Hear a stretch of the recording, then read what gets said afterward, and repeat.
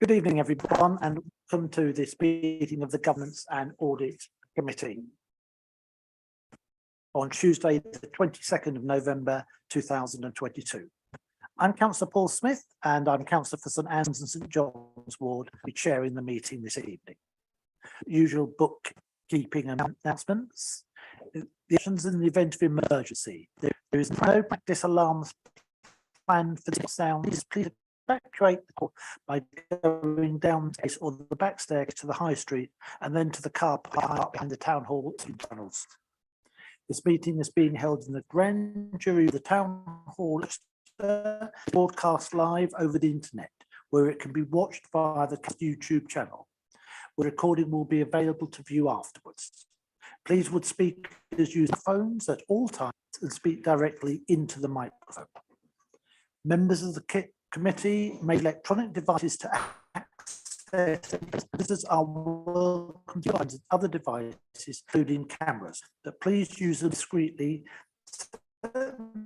voice or camera flash functions.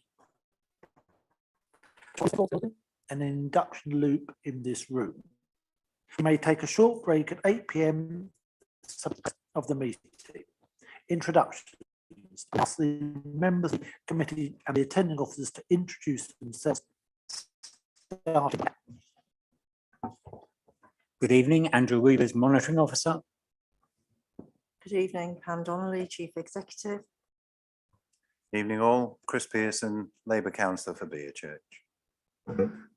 Councillor Martin Warnes, Board Chair of Colchester Commercial Holdings Limited.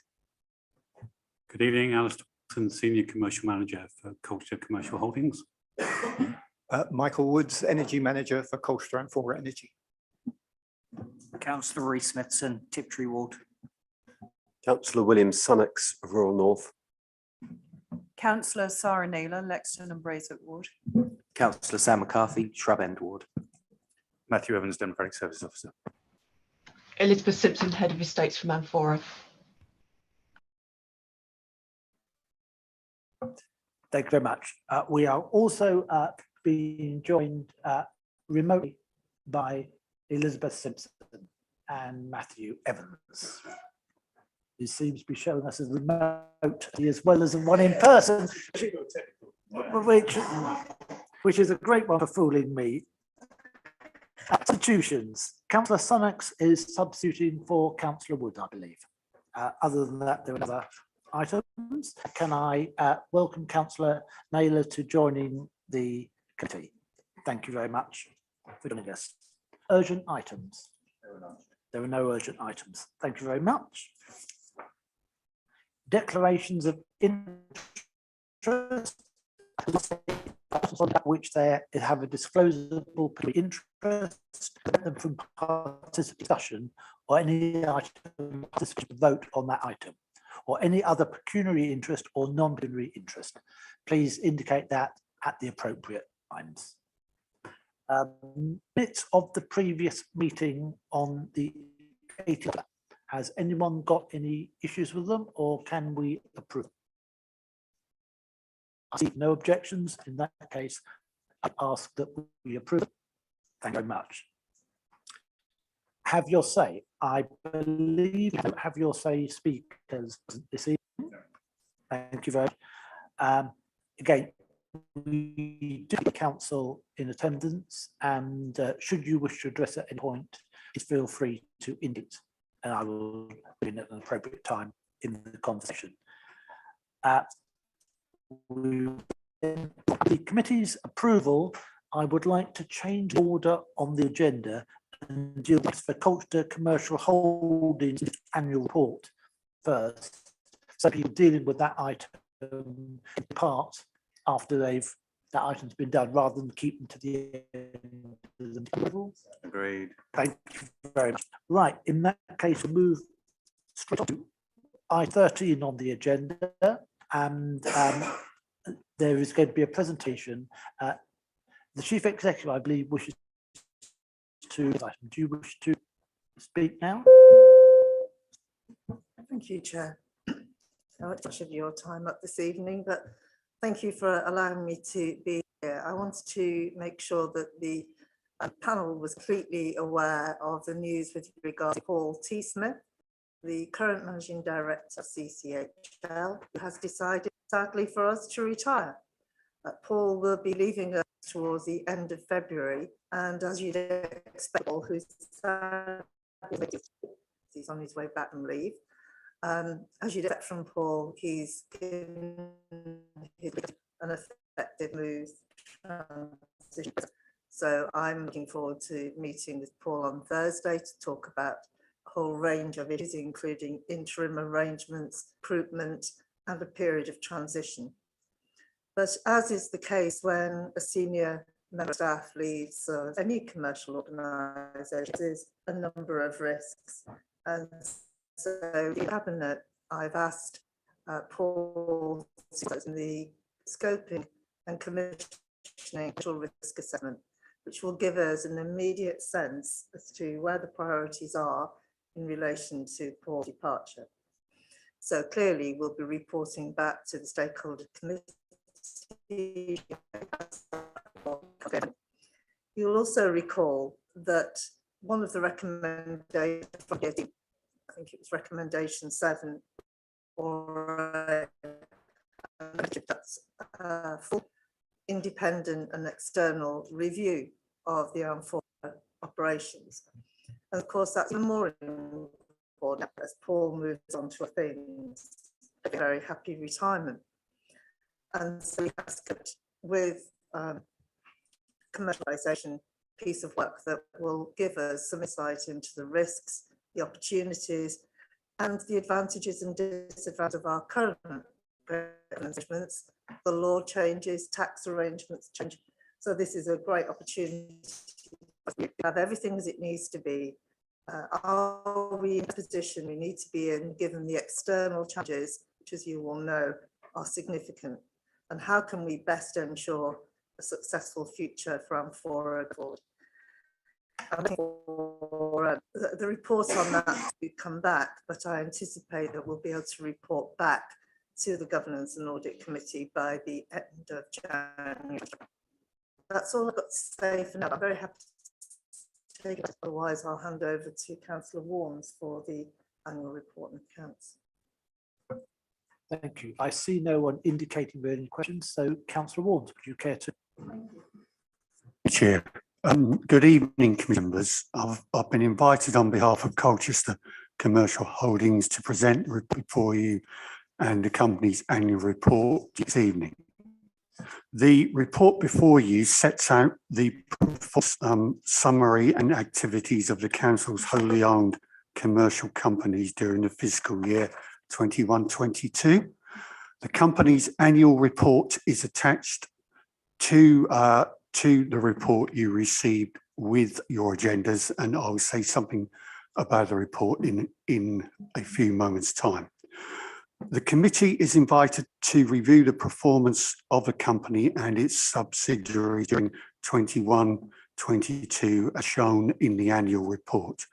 The committee is also invited to make any recommendations to the Cabinet on CCHL for 2022-2023 and or beyond. In the past year, the dividend figure achieved was £172,000. The impact of COVID ate into this year more than expected and was compounded by the issues related to the construction industry, supply chains, and the war in Ukraine. In addition to the dividend paid to the council generates other income for the council in the form of principal use of council office space, services received from the council under the service agreements between us and of council venues in order to deliver a commercial events programme. A concession fee for the council and company run ultra-fast broadband network will add for future years from 2022-23. The existence of also enables the council to access funding streams that are not available to the public sector, and for funding to be combined into projects where the council and its companies form a partnership, with each accessing their own grant or funding. CCHL has a risk register that is actively monitored by the board. Each subsidiary company also has their own risk register, and all have a business continuity plan. One of the key risks associated with the companies relates to the financial risk attached to delivery of income targets, capital and revenue and costs. We will continue to actively manage these risks through regular monitoring and reporting on our financial position, and through the governance arrangements detailed within the report before you. The Amphora Group achieved many successes over the past 12 months, and I would briefly like to highlight a few. We have completed delivery of a full fibre network in support of the Council's 2022 strategy to make gigabit connectivity available to every property in urban Colchester. And in collaboration with our partners, we will enable ultra-fast broadband and connectivity to more than 15,000 properties. We have also established Colchester Fibre to provide and operate an ambitious commercial programme to roll out pure fibre broadband direct household and businesses, will in turn facilitate early investment in 5G technology and help attract high quality business and investors to the borough. We have also reached several milestones in the support of the Council's green agenda. At Northern Gateway, Amphora Energy completed the complex selection process to appoint a contractor for the design and build of the low carbon district heat network. We completed feasibility work for development of our microgrid to provide electricity generated from a proposed 4.5 megawatt PV solar farm. The helpline service took possession of a new fleet of hybrid vehicles to cut carbon emissions. Amphora Homes project managed the fit out of air source heat pumps to new build properties. It was also a transformational year for CCTV, with a full upgrade and extension to the town's high definition digital system, which has increased the coverage and clarity of information available to Essex Police. The company's commercial team have completed improvements to the public realm, from constructing the new Stanway Community Centre to creating a new and accessible public square at Balkan Gate. Amphora Trading, and in particular Colchester Events, bounced back with over 500 events attracting over 125,000 visitors to the borough. Likewise, Colchester Weddings saw buoyant activity across the year, boosted by pent-up demand following the COVID-19 lockdown restrictions. Last but not least, our estates team continue to identify and secure asset management initiatives and negotiate land and property disposal decisions to bring in substantial total capital receipts to the council. In its consultancy capacity, the team is advising on Touchstone Estates' new £65 million commercial leisure development at the Northern Gateway, this being the largest leisure development of its kind currently being built in the country. I close by assuring committee members CCHL will participate fully in the independent review of Colchester Commercial Holdings Limited and its subsidiaries to help council assess whether the companies are realising the benefits they were established to deliver as recommended by the recently completed peer review. Thank you, Chair. Thank you very much, Councillor. I believe there is now going to be a presentation.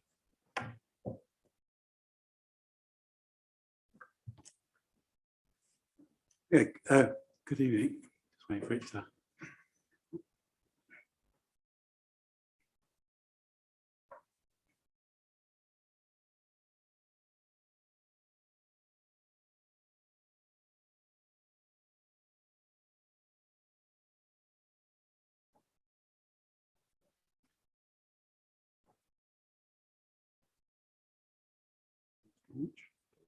Slideshow button on the bottom right hand. That's it.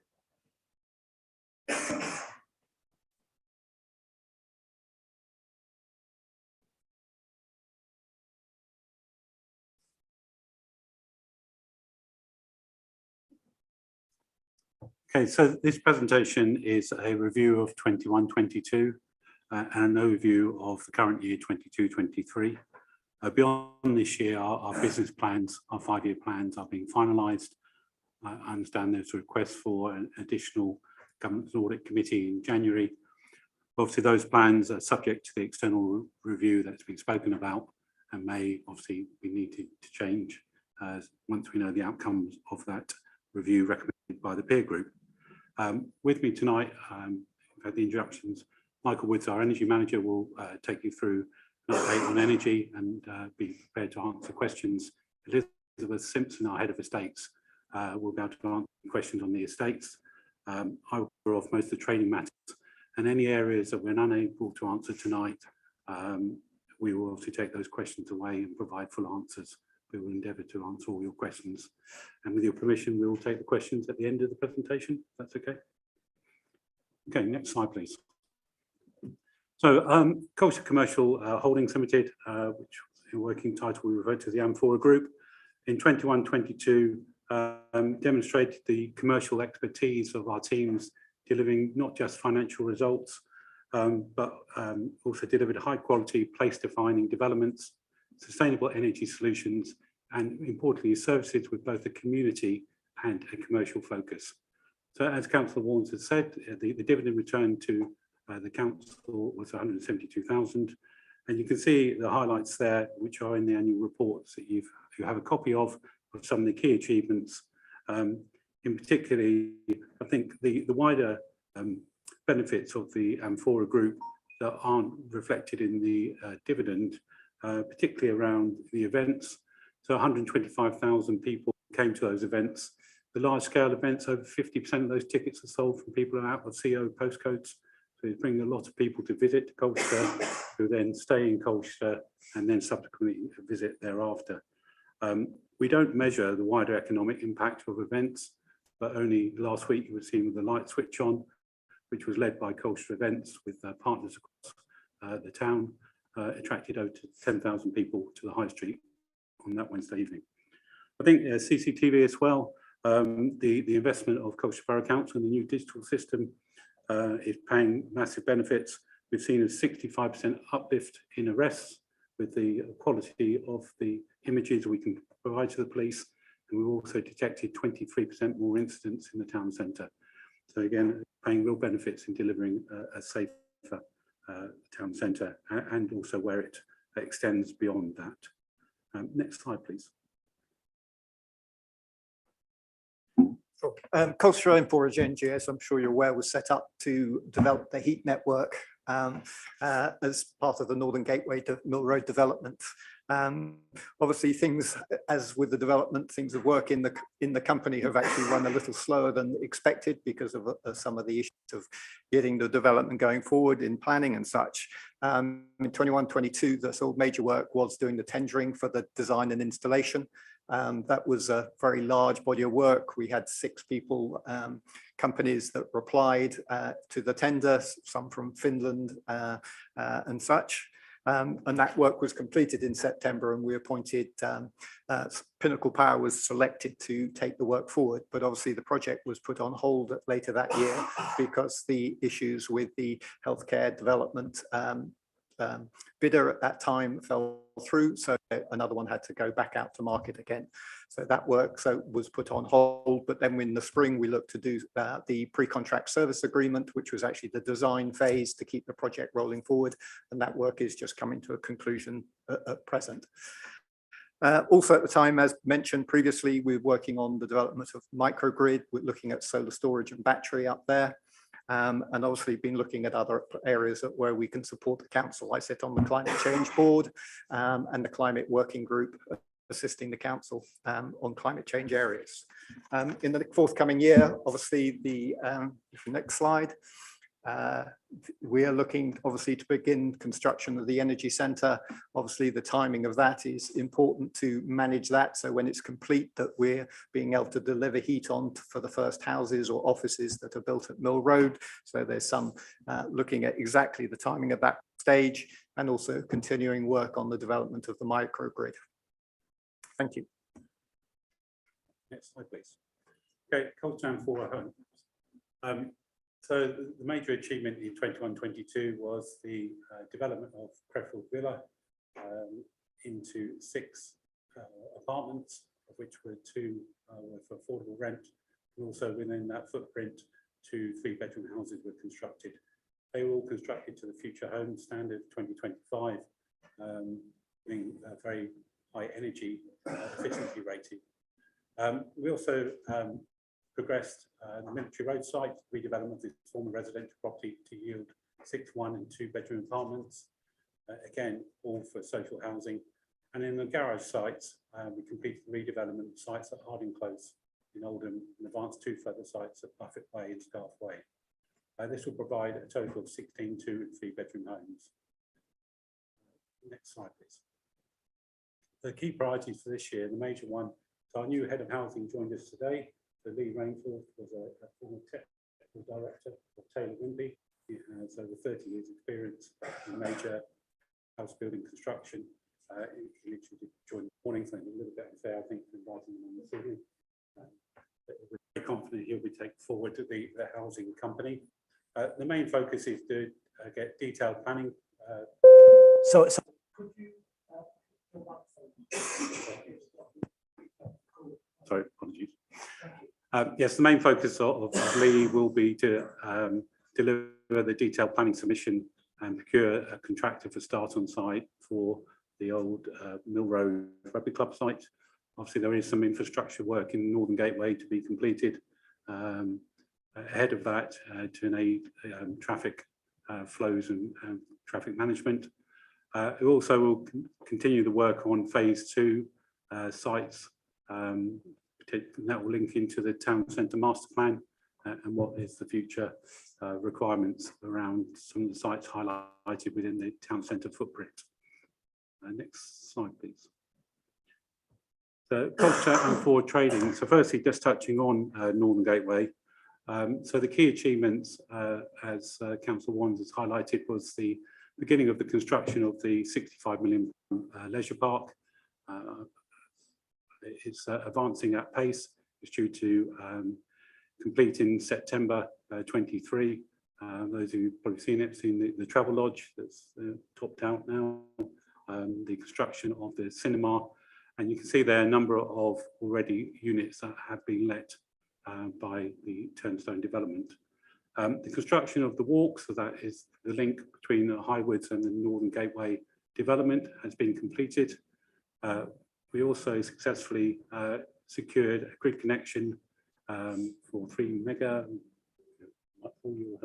5 megawatts. Well, 3 megawatts increased to 5 megawatts. Which again is an important part of the enabling the work to happen there. And the adoption of the Axel Way pumping station. So a lot of infrastructure work has happened in Northern Gateway. The key priorities for this year will be delivering the first phase of that infrastructure work, achieve the outline planning permission for all uses, residential, commercial and healthcare, and procure and appoint a design and build contractor for the housing element. We also believe that Cabinet last week approval for a land sale at Northern Gateway for the health campus was also approved by Cabinet. Next slide, please. So in other projects, so the commercial development team, a very busy team, they're appointed to project manage the overhaul of Rowan House. In Queen Street, the old bus depot continues at pace. Demolition work was completed to create the new Grow On creative digital workspace. The completing of the first part of the public space improvement, public realm at Bolton Gate, linking to the redevelopment of the Mercury Theatre. Obviously in the year, which has now come to completion in this financial year, the construction of the Stanway Lakelands Community Centre, and also delivered a number of feasibility works for the Heart of Grinstead Town Centre, pedestrian thoroughfare improvements, and also looking at feasibility on Colchester Crematorium and the Fieldgate. So a very busy team. Next slide, please. So the key priorities for this year is obviously completing the Lakelands Stanway development, to lead on the development of the new St Mark's Community Centre, to continue to lead on the development of the Queen Street bus depot, and then in the new year, looking to commence the work on St Nicholas Square. Will be their key priorities. Next slide, please. The next slide, please. Hi, thank you. Thanks, Alistair. So the 21-22 year was a very busy and varied year for the estates team, who deal with a variety of asset management initiatives and indeed helped on many of the projects you've already heard about from Alistair from the commercial team. One of the main things that we were focusing on was making sure that the council got the rental income in. That was in the context obviously of COVID and the challenges that brought to tenants over that period. We took the approach of being collaborative and communicating with our tenants to make sure we got those rents in a successful way, working jointly with some of those tenants to assist them. We have continued to work our assets very much so to try and ensure we're getting additional bits of capital that have come in. You can see from the slide we got in over £250,000 capital receipt, and we've got nearly £2 million identified, which we will continue to ensure we realise this year. And I think, as Councillor Waters already said, we have dealt with many different negotiations in terms of land sales and disposals. They could be from the Health Hub site up at Northern Gateway to a very small plot of land, which might not be big value, but it's important to ensure we're getting in our income and dealing with that correctly for our client and for our community.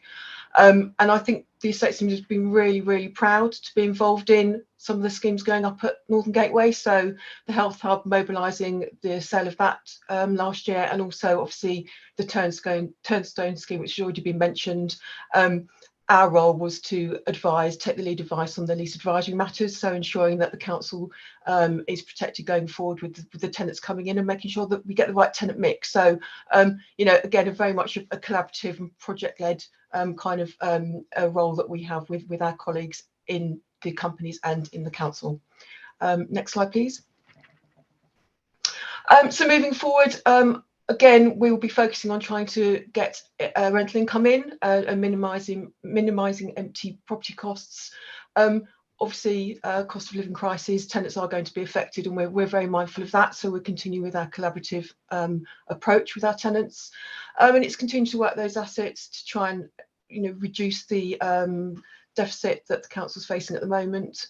And to ensure that we're focusing on those regeneration sites, particularly the Health Hub, which went to Cabinet last week. It's now under offer, and we're striving to make sure that is a successful sale, providing the facilities for the new Health Hub up at Northern Gateway, to help with the master plan up there, and also obviously to bring in some capital receipt to the council.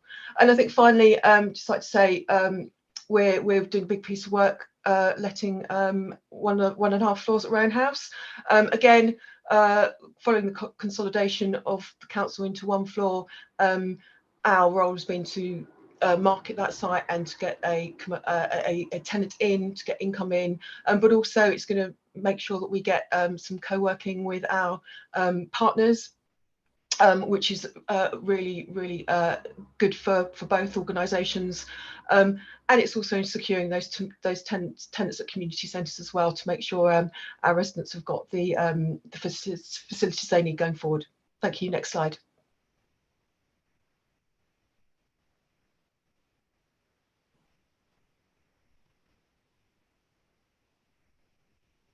Sorry, could you get... Thank you. I'll get used to it. So across culture events, a very good recovery from COVID. Obviously, it was completely understandably halted in the previous year. A very strong recovery, which I know has been seen across hospitality and leisure, but it was replicated. We also, during that time, took advantage to look at our ways of working and secured a £90,000 grant to head towards cashless operations, and also to bring, for example, the old library here in the town hall back into use to extend the range of venues that we have available. We also looked at how we marketing and brought about a new marketing brochure called The Ticket, which is digitally distributed, and also created 3 separate websites. We used to have one just for cultural events. So it's all about raising awareness, which we've seen flow through to ticket sales. And our average tickets sales for an event, for example, at Charter Hall, is now over 700 per show. You go back pre-COVID, we were probably around 400. So that whole awareness of what's going on in Colchester, the calibre of the acts we're bringing to Colchester, and that flows through to a very strong financial return as well. I think Colchester Events has also probably led the way in what Amphora was brought about to do, and that was to reach out and do work for third party. So we've delivered events for public bodies, for other local authorities, taking a bigger role in town centre, working across the bid. We delivered events for Brentwood Council and Malden Council, and we're in discussions with 2 other local authorities to take on, to be contracted to run events on their behalf. So again, it's part of the consolidation of local councils, that where you have people with expertise, they're looking for us to run events for them, so that they don't have to have that resource in-house. So very strong recovery. Next slide, please. And that focus into this year. So again, business development, I hope you've all heard of Enlightened, which is the light trail that's going to be in the Castle Park for the month of December. A potential to bring 2,500 visitors every evening into the city centre. Again, will benefit businesses, hospitality. It's no risk to Colchester Events, provides a very good guaranteed income. Also, we also get a share of its success if it achieves visitor numbers over agreed thresholds. So what normally the Castle Park season would close down, probably with the bonfire, the fireworks being the last one, is looking to extend and utilise that, and another reason to come into the city centre. Spoken about developing local partnerships.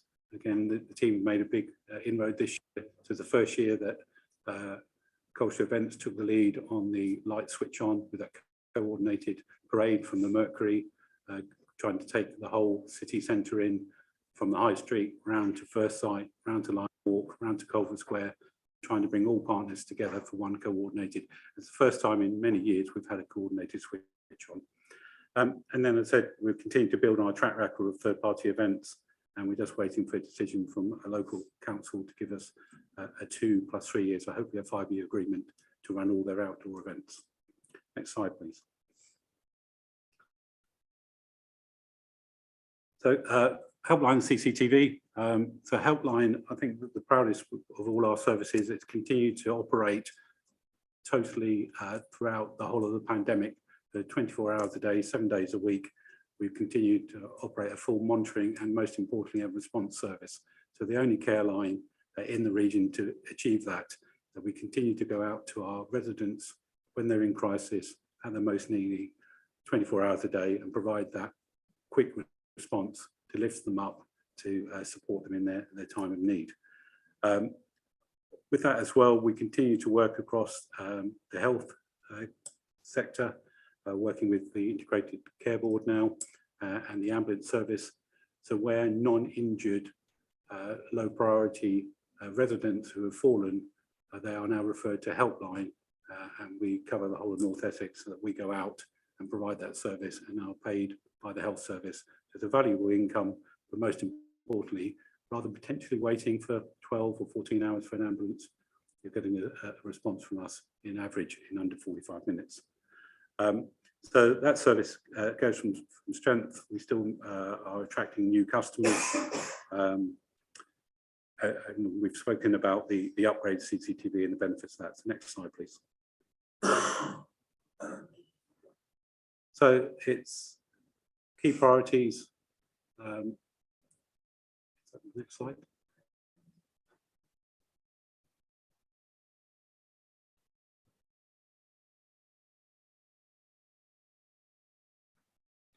So the first priority is for helplines. So hopefully you're all aware of the analog switch off. So in 2025, analog phones and analog phone lines are switched over to digital.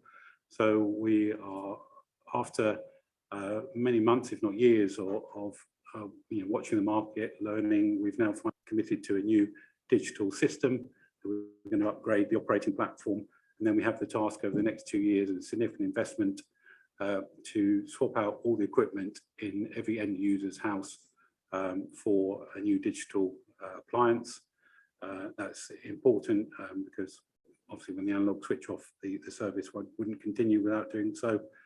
We're also looking at what other opportunities that brings with technology and the advancements to provide more than the pendant service we currently do, and how can we look to introduce technology that addresses other issues in terms of digital isolation, social isolation, etc. We continue to develop our partnership, working with the ICB through Operation Pendant.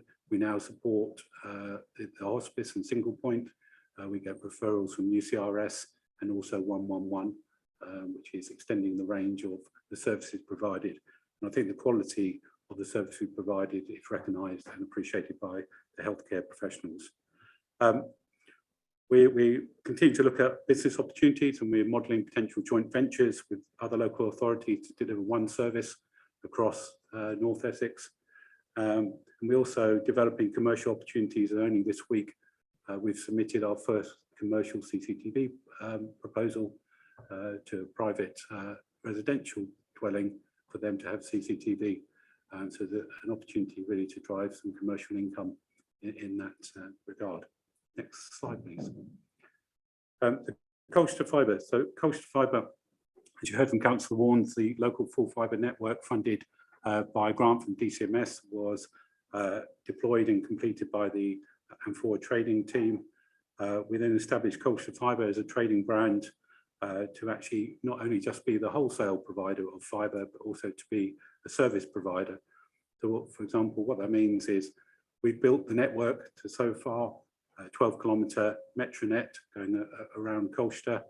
We then attracted £48 million investment from VX Fibre, who then provide the on-build, the local layer of fibre to individual properties. Once residents and businesses, if they choose to then subscribe to Colchester Fibre, we then become the service provider at the front end. We're currently rolling out in Wivenhoe, where we have already nearly 500 residents who say they want to take the service. We'll complete the build in January, and then we'll look at the onward rollout of the local full fibre network. So that is a big opportunity. Colchester Fibre. Fibre is more than broadband internet access. There are many opportunities that we can provide. We are transitioning the Colchester Borough Council estate, providing a far greater service in terms of reliability, download and upload speed, and delivering significant cost savings against current providers. So we've literally started work last week on providing connectivity to Holly Trees and Colchester Castle, and we're also proposing put forward a proposal for the Ipswich Museums and we'll be doing Rowan House as well. So some real benefits both for residents and businesses, but also for the organisation themselves. Next slide, please. So we also play a role, whilst Sport and Leisure is a service of Colchester Borough Council and operationally run by Colchester Borough Council, we still continue to play a role in advising them. Obviously the sports park, which was project managed by M4 Training, opened in the financial year. It seems a long time ago now, but it was April 2021. Part of that, we negotiated the grounds maintenance provision for the sports park, reducing costs by over 50% from the incumbent. We also looked at other commercial opportunities, subletting space for a physio suite for the sports park, and also taking the lead on fee negotiation with the joint use sites, again, delivering significant savings year on year. We've also successfully marketed a development opportunity for the West End Tennis Centre, and I just clarify that in terms of development opportunity, that is for sports provision, and that is to bring paddle as a sport to Colchester. And we're at the point of currently doing, we've agreed heads of terms, and we're just finalising the lease. And obviously, through Colchester Events, we facilitated and hosted on behalf of the council the women's tour and the grand depart that took place both in October 21 and also this year. So continue to look at opportunities to drive revenue. We're looking at for a tenant for the bike shop, Colchester Sports Park, and again the awareness of the sports park. We've got to deliver some improved wayfinding signage. So there's still quite a lot of work we do for sport and leisure. Okay, next slide, please.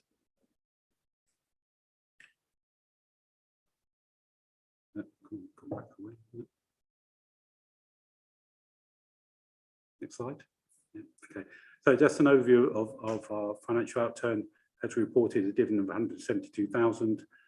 We have a budgeted profit this year of 265,000. Our current forecast is to achieve £308,000, and that's our current position for this year. That's it. Thank you very much for that presentation. I think it shows the scope of what we're doing. I'm conscious that there were quite a lot of abbreviations in there, and if anyone needs any further explanation of them, please don't hesitate to ask. I must admit there was a little bit of an effect suit that I was busy to work out exactly which part of the health service was one stage, but thank you much for that. I believe Councillor Pearson's the first one to indicate, and then Thank you, Chair.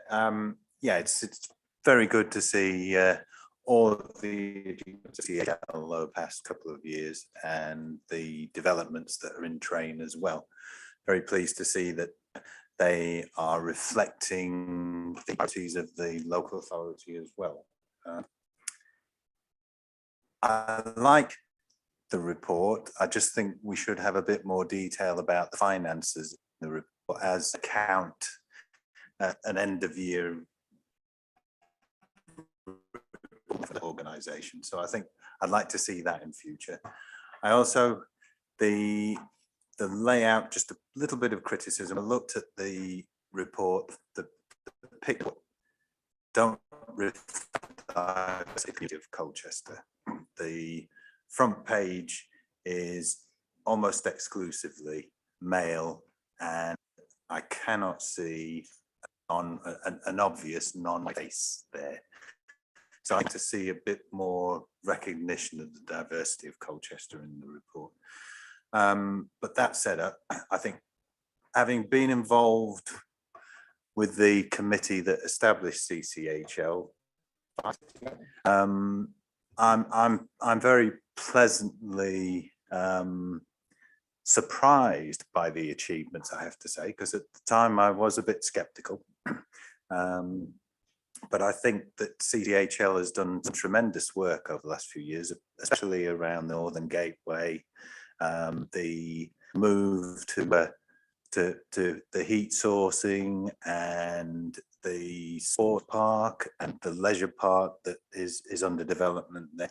And I look forward to that generating greater dividends for Colchester Borough Council, especially in the current financial climate in which we find ourselves. So I'd like to thank the officers and Councillor Warnes for the presentation this evening, and forward to next year, but just with a little bit more detail, please, especially around the accounts in this report, as you know, I'd expect the commercialisation when it does its annual report to shareholders. The one final thing I wanted to say was, I know that we discussed at the beginning of the year the shareholders' involvement in CCHL and the future governance of CCHL, and I'm hoping that we'll come to that when we meet early in the year. Just review where we're at in terms of governance. I hope that's nothing to do with what I'm saying. Thank you very much for those comments there. I think the point about the financial details is something that might come up with some of the other speakers as well. Councillors, I have Councillor Smithson and then Councillor McCarthy, and then on to. Thank you, Chair. Fibre broadband, having worked at BT for 10 years, one of my favourites to talk about. Can you just clarify a few things for me, please? So who actually operates the fibre network? Is the first question. We'll carry on as we go. Okay, so the network is owned by Colchester Borough Council, and Vision was appointed at the point Colchester Am4 Trading as Colchester Fibre to operate the network and to commercialise it on behalf of Colchester Borough Council. Okay, so if that's the case, what's the ongoing CapEx and OpEx requirement for the broadband network, and where's that in the council's budget or your budget? Okay, so we're currently in negotiations on the concession arrangement between Am4 Trading Council, where a concession fee will be paid to Colchester Borough Council for the rights to commercialise that network. The ongoing operating costs are by revenue within the P&L of Colchester Fibre.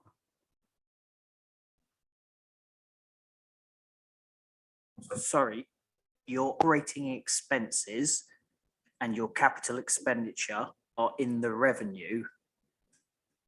I want to know where the capital expenditure and operating expenditure budgets are for the continued maintenance of that fibre network. So they wouldn't be in the revenue line, I'm hoping. So apologies, it is my terminology. So the operating expenses to me are revenue, as in income and expenditure, are in our P&L. It's not a capital cost, the revenue.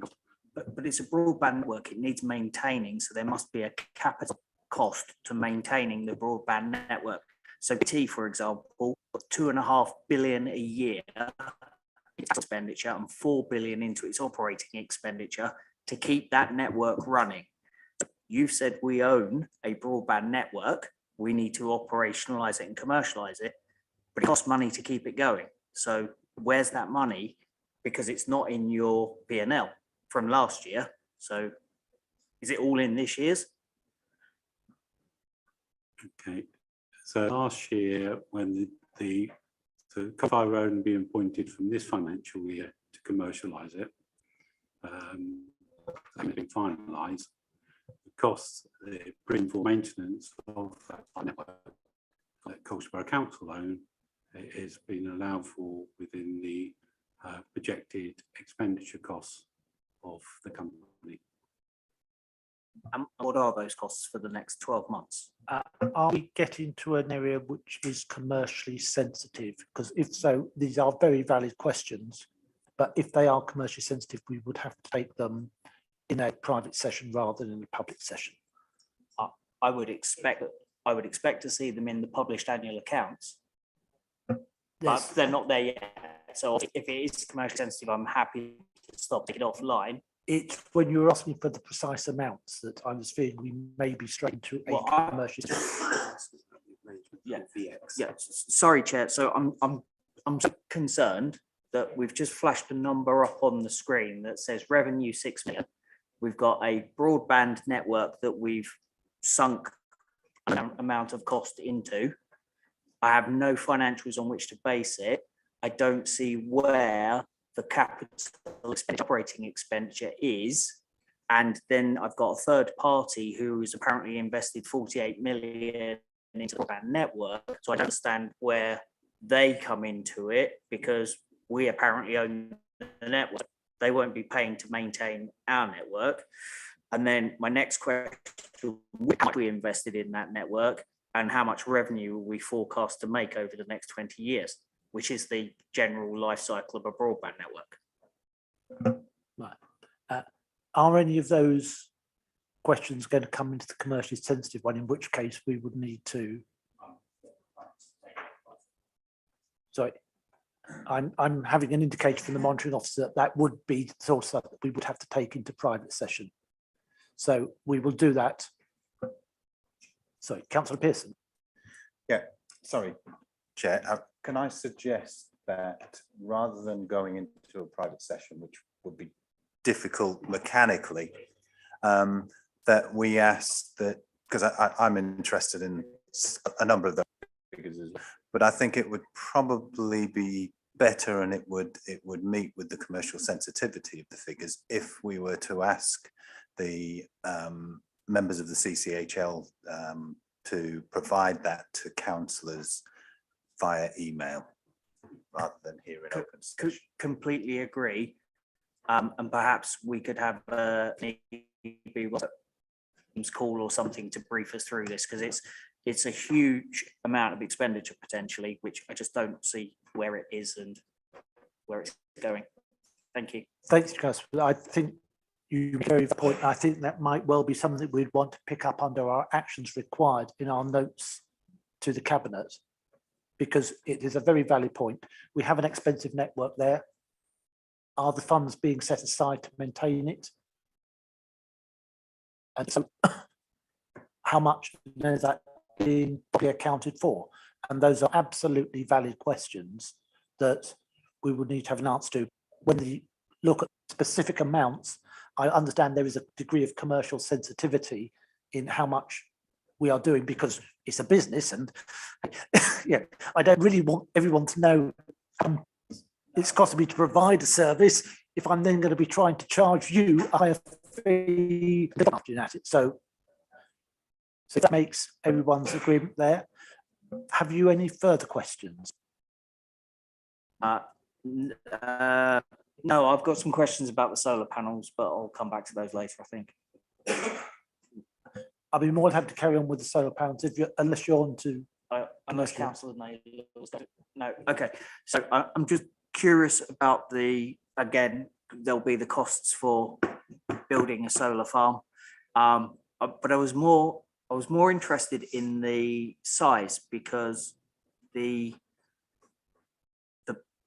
decisions that have been taken by the council recently regarding land doesn't indicate a site big enough to accommodate a solar farm of 4.5 megawatts. So is there another part to it somewhere that I haven't seen, or because it needs about 25 hectares, doesn't it? No. Really? Feasibility work being done to come back to me, but the latest estimates on the site, we've 8 megawatts sitting on that site. That's seriously good new technology that no one else knows. I disagree with that, but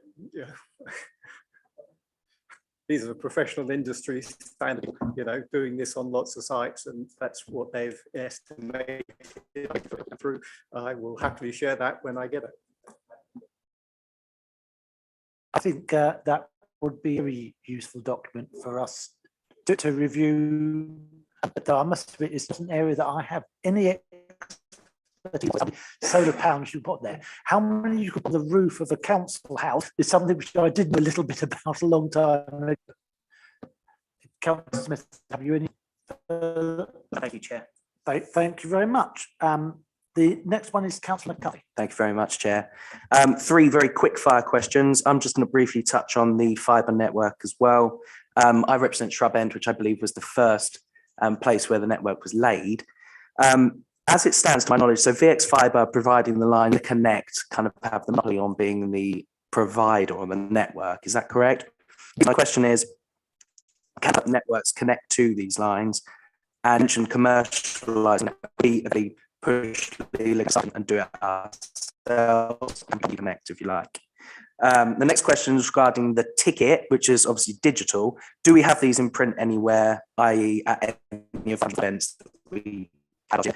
Because I've shared this far and wide, the digital programme, but it would be good to have paper copies. And the last one is the garage sites. Also set on the sites in Shrub End. Of the five, I think 3 had to come back to planning. So there was significant pushback and lack of consultation. Appreciate it.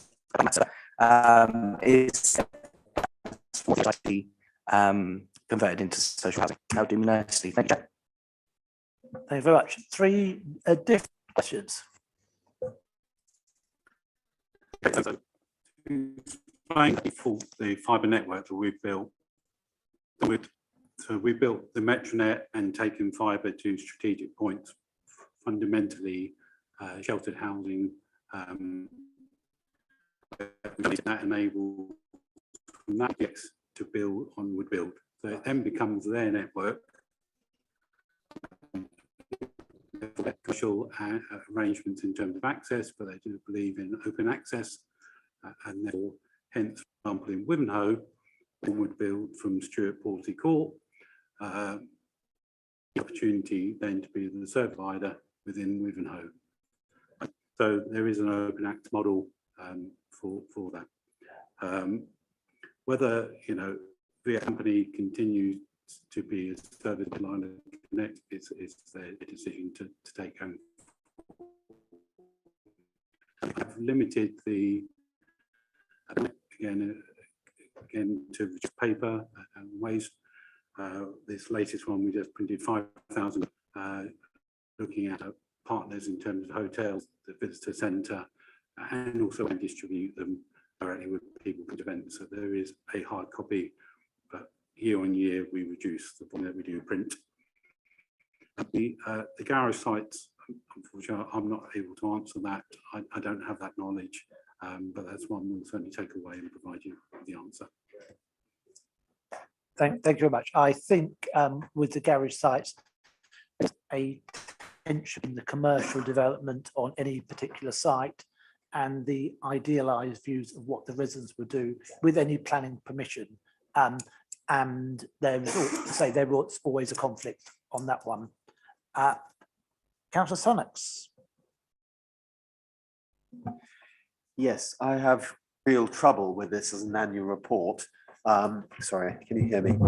I have real trouble with this as an annual report. This is an audit and governance committee, and we haven't got any accounts. This time last year we did have accounts. Okay, we had, I think they were filed at Companies House on November the 3rd. They were quite useful accounts, audited by Scotland Bland.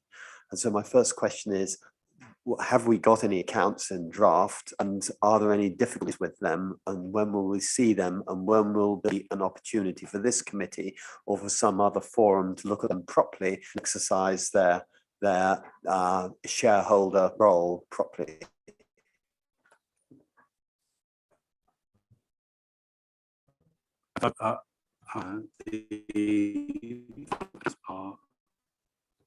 With Scotland Bland, there will be nothing of significant concern. They were presented to the CTHL board with a commitment to the board. If there was any significant move from the draft accounts, we envisage them being presented as final accounts in the coming weeks. But obviously, we can make arrangements when we have accounts to ensure that this committee sees sight of them. Sorry, could we be a little bit clearer as to when the accounts are likely to be ready? It's just that we have other auditors at the moment who have been given us promises of accounts in the next few weeks. So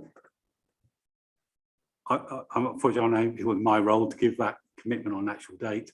Again, I can go back to our finance manager and get a specific date. I know from our last board meeting, we were expecting them imminently. Thank you. I That will- could be I will get you a date. circulated.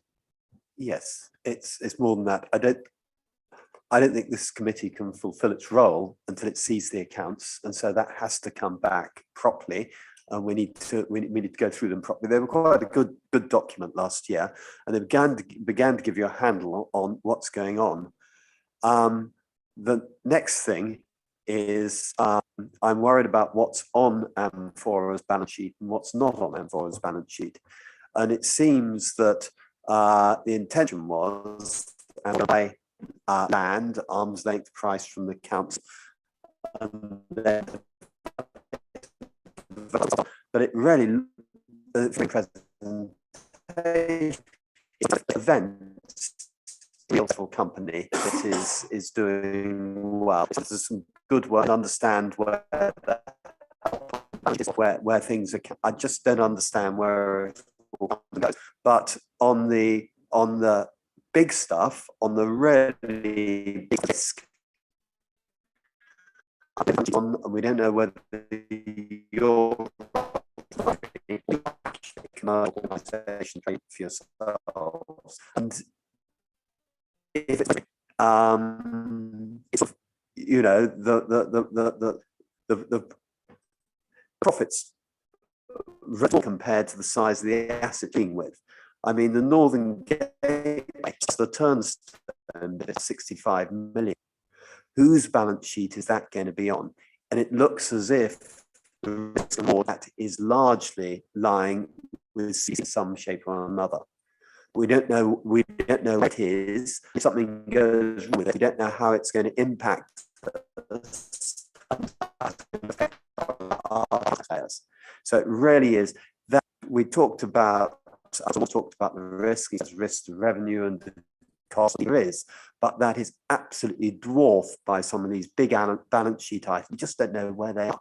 We don't know where they're how we're planning to account for them. Recognize that we can't get our hands on the information we've got available from this report. It's just a laundry list. Sorry for a bit of a, but really we have to take our role a little more seriously if we're going to get. Thank you. Regions on the risk of their development.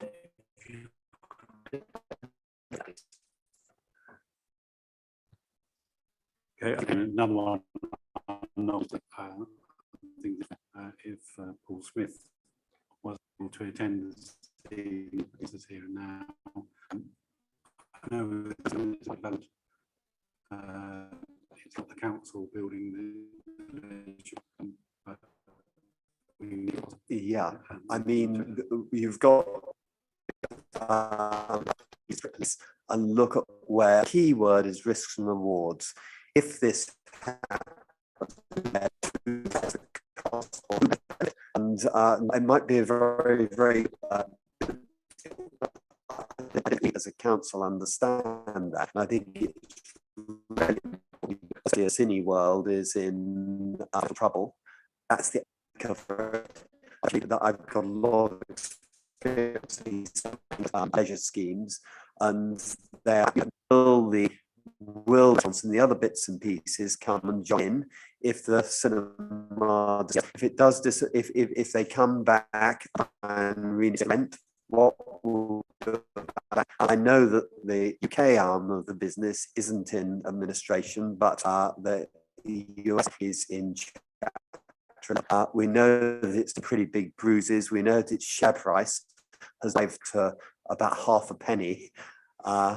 So there's some real risks there that we haven't been used to looking at. I don't even know what CCHL's risk or the council. It seems to be CCHL.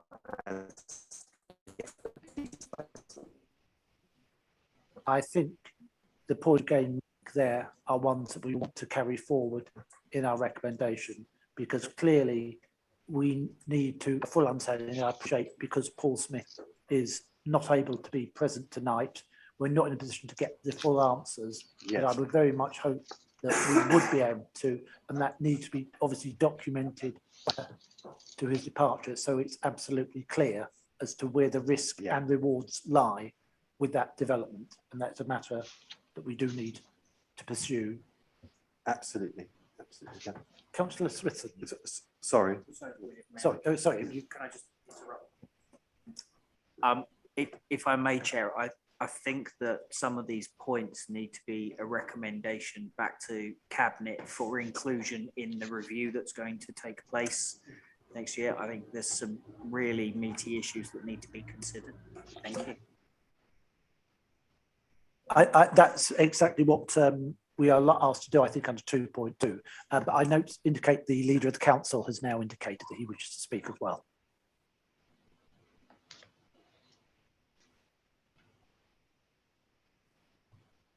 Hopefully I'm anticipating. Thank you very much, Chair, all of you. I do like coming to governance, or it shows how sad I am, but I just love the cut and thrust. We ought to just say a couple of things first, if I may, and I'll get to the May. So the first is we ought to say to you and your colleagues a big thank you through very tough times. I know that we want to balance, don't we, the critique, which we have to have and may be deserved in places, with a genuine thanks for what you and others are doing, because it's a very tough market, and actually it's more than one market. One of the interesting things always is to walk through the breadth and ambition of what you and your colleagues are up to so far profitably, and with real prospects, and meeting what we, the council, set as your remit, which was to be ambitious and create income. And because we have a social and a commercial set of aims, and that's a real challenge to get the balance right on that. Some of you, Councillor Sunnix, is unquestioned. I think the events piece, nothing there jarred for me at all. So big congratulations for that. Some of it is with trust, faith and hope, like she, and some of which we're just touching upon is well advanced, but we've got some of the very legitimate questions which I could answer some of, but I don't want to in the circumstances. We need to get this placed back to you as a responsibility to which you, I know, will respond in the way you would expect, which is professionally. I was going to wait to the end. I want to pick up on this point about what should come to Cabinet. The answer is always the same thing, whatever you think is appropriate. And for me, there are some fundamentals here which go back perhaps to, and it's always difficult, the planning cycle. Chair, you alluded to, or cross-referred to, some of the problems we're having around audit and accounts and their processing. Having had, I think it's 3 governance and audit meetings at County Council, each of which has got just part of the way in because you haven't got the accounts. I'm completely empathetic with, you can't take the full picture unless you can crawl over the full picture. It's just not possible. So I think there is a learning here about cycle if we can do it next time around. But as I give you my example, you may not. You may have to just take this in the best way that you can. Last point for me, Chair, and Pam may want to add something to this, will be the point at the review. So my scribbled notes, you don't want to see them. I can't even read them. It starts with review at the bottom and the top. All of the learning that we get from this and we've heard them expressed well from my perspective, all of the challenge absolutely helps frame the review. The review only works from my perspective, and I suspect for yours, if we take the best of what we know now, doubts, concerns, they may be dispelled, which will be great, or they may be legitimate, which will be fine equally to understand, back to where you were, Pam, risk and reward is the equation in front of us. So I just want to give you the assurance that we'll pick this up. And indeed, this was in our minds as well, which is why Pam started us off by saying, as we have elsewhere, we need to know we stand in the whole financial context of the equation you've been walking us through and stop. thank you, Chief Executive. Thank you. So Councillor King has covered one point, really is the immediate risk assessment, which also can reflect some of the issues if we're unable to get the right information. So we can get a pretty sense of where we are, some of those issues.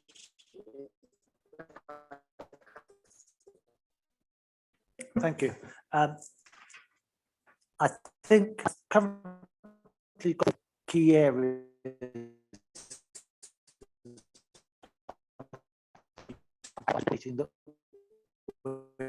that the the projections for the solar panels site that's been put forward at Northern Gate, the accounts, and the fact we would like the accounts to come to this in light of their performance and the risk and reward of the Turnstone development.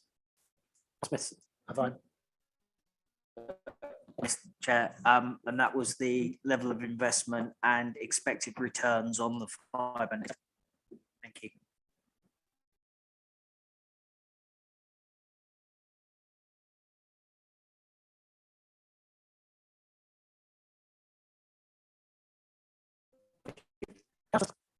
Yes. Just have approach look at this. Because accountants do this sort of thing, and they use sort of accounts and balance sheets to do it, and not so much for on and on and on, and I never read there. So we need to anchor this around the it from there. Second thing is we need to think much what the cost of land, what is the maximum we can have. It will lead us to the right place much more than have to do everything else. You know, why are we building houses ourselves when a private developer could do it? I think that's a really important. Why up at the Northern Gateway, I think somewhere that we're buying 300. If we're doing that, what price are we paying? Is it competitive with what a developer will get for the land? And why are we getting into this? We know that capital is bust, if not every 20 years, en masse. It's about business. Why are we doing it? Is it sensible if the private sector's there? We have to do it, but I think we need to ask that question. And the last thing is appraisals, and we've touched on the councillors' risks and returns of the work. We very much need those, and Michael and I have spoken about this in the past. We need the same thing for each element of the network. A whole load of separate elements. There's the photo, there's the heat pumps bit of it. There's the battery network, and each of those someone is looking at it and what the returns are. Some of it's a little bit difficult to do, but we need to know that that commercial analytics. Yes, I think something which is very well aware of when they're looking to sell or not the various businesses, and as they go forward, see them, and you will have the opportunity, if you do not think the cabinet has done it thoroughly when a proposition comes forward, to attend cabinet and to raise questions to do it there. But the points you raise are very valid ones when you're looking at the value of the land up there and the alternative uses. To be looking at when the propositions are going forward. We have to obviously bear in mind that the role of the Amphora companies does have a social element as well as a profit maximisation element. And the house building is probably a good example, that we're determined to build 30% social housing up there. Very few house builders have managed to build anything like 30%. which they claim is unviable. And you and I have had conversations as to how they do those calculations on occasions.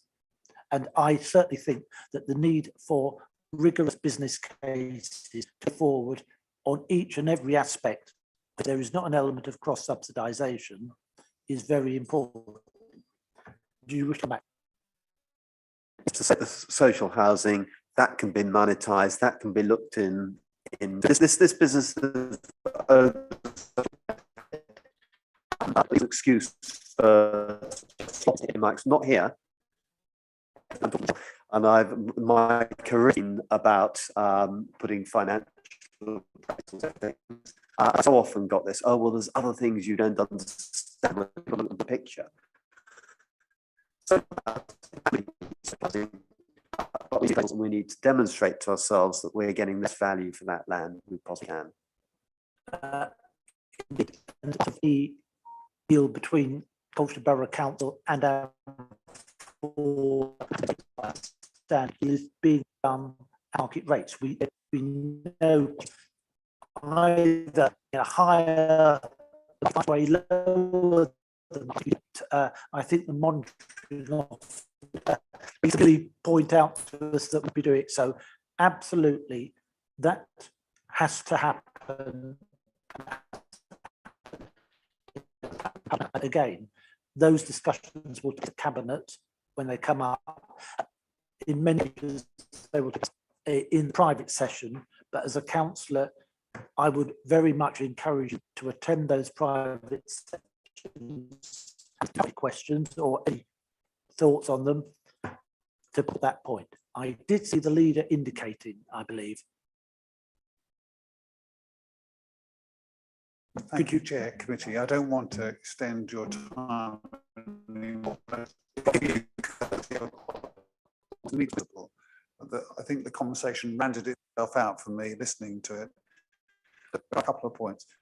The first is that in terms of the cabinet, the best.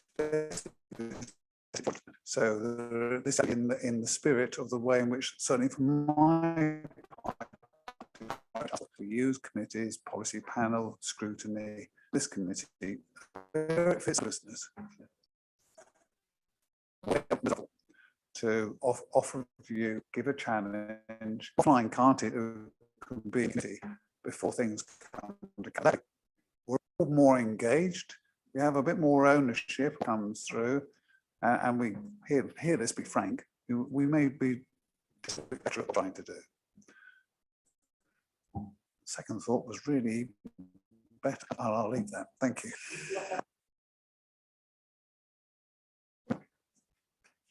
Thank you, Councillor Prisoner. Thank you, Chair. You made most of the point that I was going to make, and I think although Councillor Sunnock and I are very similar when it comes to the need to see numbers in front of us, I think we probably would disagree when it comes to how analyse those numbers and whether or not it's just P&L that counts. I think you're quite right. We need to be mindful of the fact that CCHL was also set up to provide some social benefit for the residents of Colchester Borough, soon to be Colchester City. So I think that we need to be mindful of that.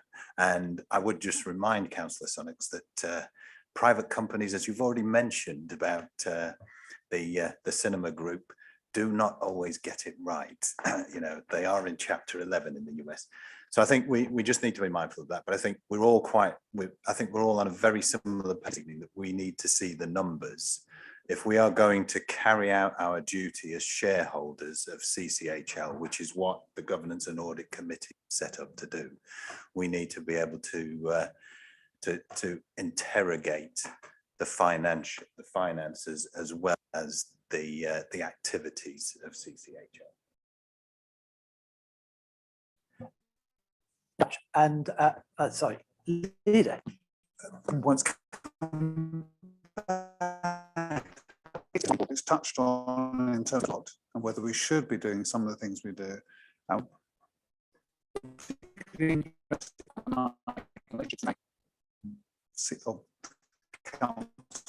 is scope in there absolutely to look at place inside organisation. So the review will look at that as well. Is the response the right way? Is it appropriate up? Is it not, at the right? Thank you. Thank you. I think also be interested is that if the cabinet would like us to look at any of the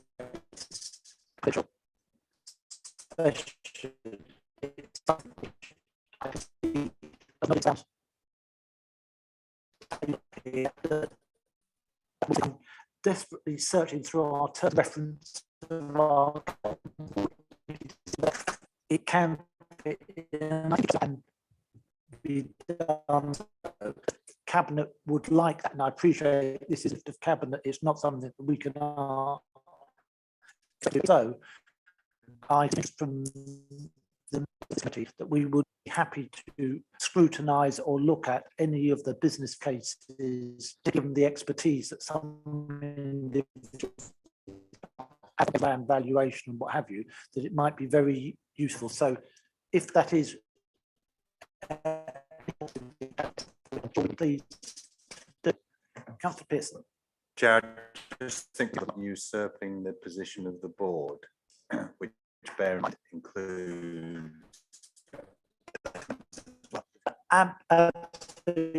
has to take the decisions. All we do would be advised. I think that is and the management needs to convince the board needs to convince us that all this stuff is informally help expertise, but we must remember that we must respect, there's no point in having an animal unless it's arm's length. So I was thinking the terms and regulations. Yes, thank you. Just read out what your terms of reference are with the shareholder for Colchester Commercial Holdings Limited. There's just 4 points. So it's consider and review the activities and financial performance of Colchester Commercial Holdings Limited, Colchester M4 Housing, for Energy and Colchester Trading. Receive, review, and Colchester Commercial Holding Limited's business plan, including its subsidiary companies annually, and to performance, including delivery of the dividend. Monitor, challenge, and make recommendations to Cabinet Colchester Commercial Holdings Limited and its subsidiaries, and recommendations to Cabinet on how it should exercise the functions flowing from Colchester Commercial Holdings Limited subsidiary companies. I think that was very useful. Smiling faces I can see on this table. I think we will do each of bits. For example, when will we improve the bits that route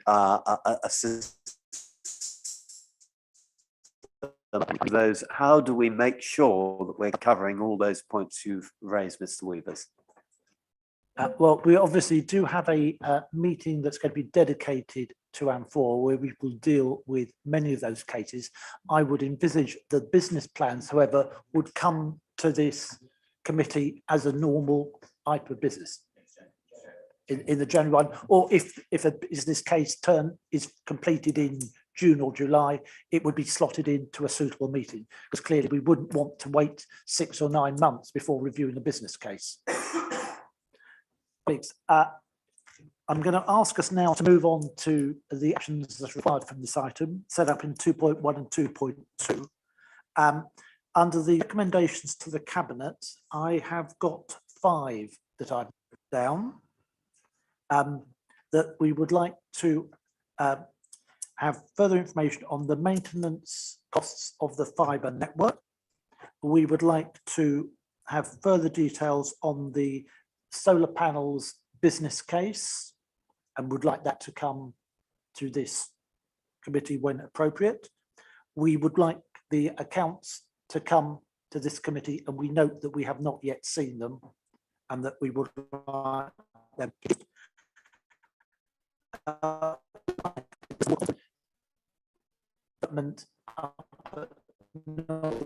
fully understood and to be documented, so clear as to who bears what risks, and again the business case for the again to come to this panel.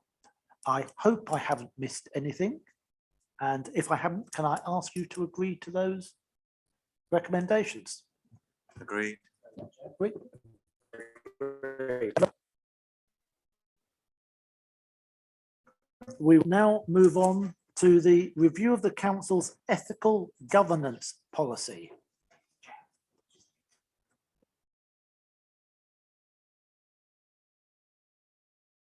Now, maybe the appropriate time to have a 5-minute comfort break before we start on the very busy documents.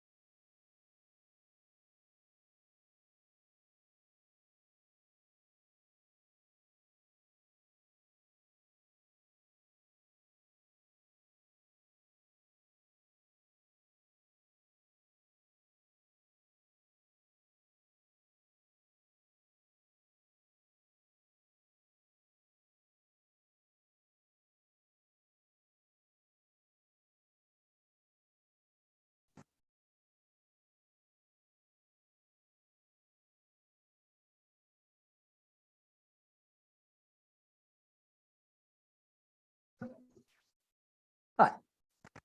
Thanks very much. We'll resume.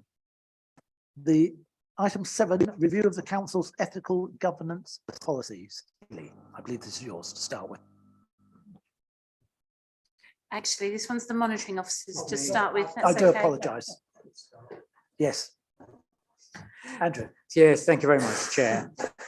Before you is the report which contains the annual review of the council's ethical governance policies, and the recommended decision for you to recommend to council adopts the statement of intent in relation to come on to in a minute, and for you to review revised policies which are all out there in para 2.2 of the report, and to recommend to full council they be approved for inclusion in the council's policy framework.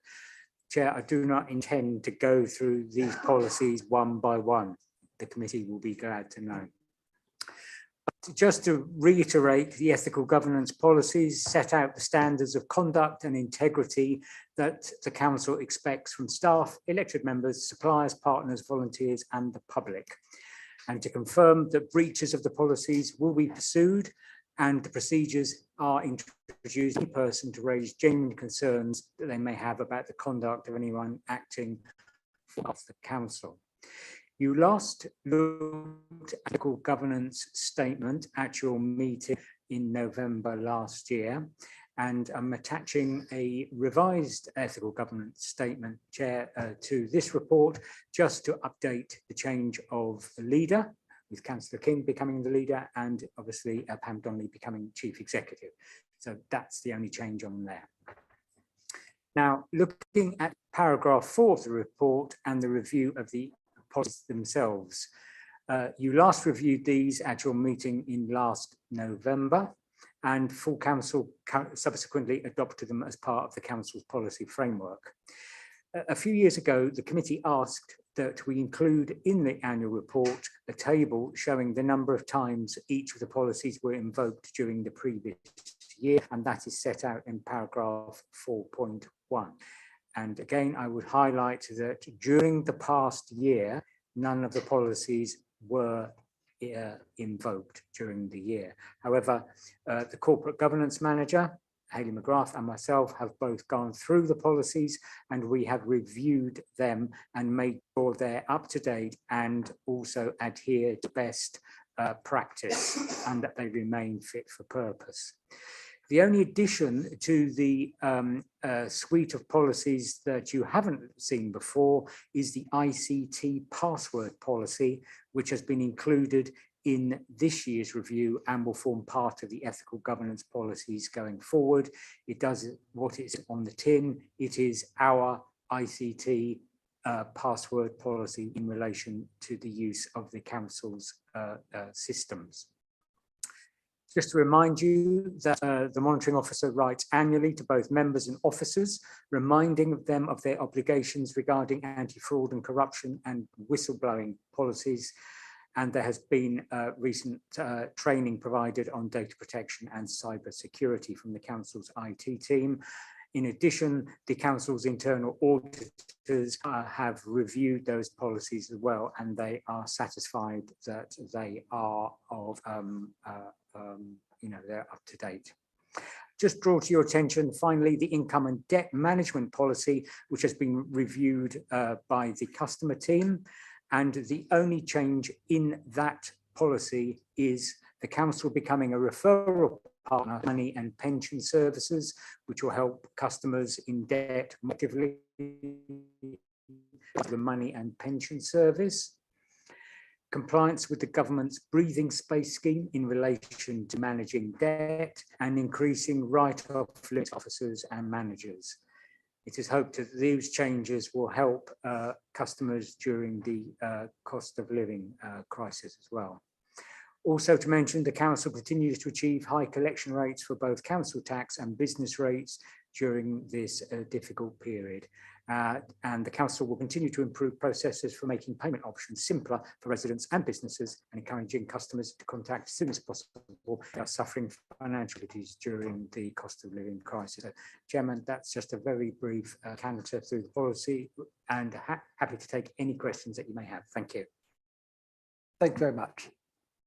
Councillor Pearson, I think you have a few general points. Thank you, Chair. Yeah, having been involved in these, the review of these policies on a number of occasions over the years, I think having looked at them, I don't see anything that say out to me. I had a couple of points about the policies here in this item and the ones we'll look at in a little while as well. And that was twofold. One, to ensure that throughout these policies, on the assumption that these will go before full council next week for approval, tomorrow night's full council meeting will approve cities, that we ensure that every single policy refers to the city of Colchester, not, because I did notice that one or two of them still refer to Colchester Borough Council. So we need to ensure that those are tidied up before they go to full council next week. And the second thing, which was a slightly odd one I noticed, was that in the policy refers to the monitoring officer, and in other instances, the policy refers to the monitoring officer, Andrew Weavers.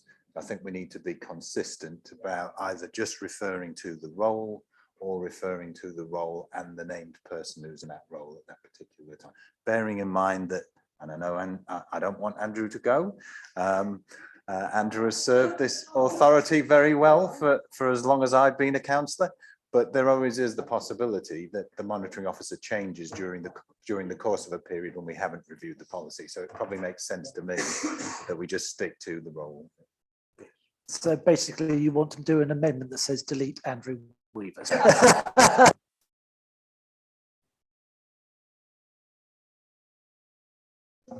Councillor Smith. Thank you, Chair. You'll be pleased to know that I don't intend to sit and go through all of them one by one, line by line. I just wanted to say thank you very much to Mr. Weavers for answering my questions in advance of the meeting. That certainly saved us a lot of time.